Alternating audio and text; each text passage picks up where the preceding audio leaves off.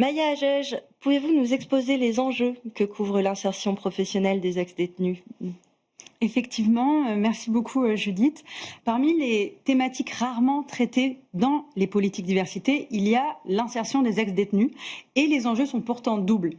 D'un côté, des enjeux économiques et sociaux, en lien avec la lutte contre les discriminations bien sûr. De par leur parcours, ils sont éloignés de l'emploi, des codes sociaux et même du travail. Et puis de l'autre côté, il y a des enjeux sociétaux. Parce que, de par leur situation, il y a un vrai enjeu, en réalité, à les réinsérer pour éviter la récidive. Parce qu'aujourd'hui, 6 personnes sortant de prison sur 10 récidivent. Et donc, je vais donner 2-3 autres chiffres. D'abord, 65% des personnes entrant en prison sont sans emploi. 52% des personnes détenues n'ont aucun diplôme. Et 80% n'ont pas le baccalauréat. Ça, c'est les chiffres d'un côté. Et puis, de l'autre côté, les chiffres en lien avec le travail.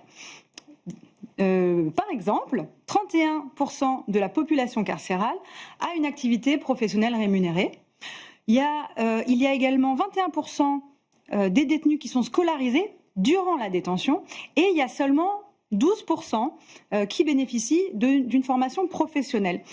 Et d'ailleurs, sur cette formation professionnelle, je voudrais le préciser, il y a 83% des formations qui sont validées, c'est-à-dire que les détenus vont au bout de la formation et sont donc certifiés. Tout ça fait nous dire que ça vaut la peine de parler de ce sujet parce que finalement, le passé en détention, ce n'est pas un critère de discrimination, donc ce n'est pas traité de la même manière que l'égalité femmes-hommes, le handicap qu'on a pu traiter dans cette émission. Et on voit que les préjugés, ils sont grands. Et en face, les moyens pour s'engager sont plutôt faibles parce que seulement une poignée des organisations sont réellement engagées sur cette thématique des personnes placées sous main de justice.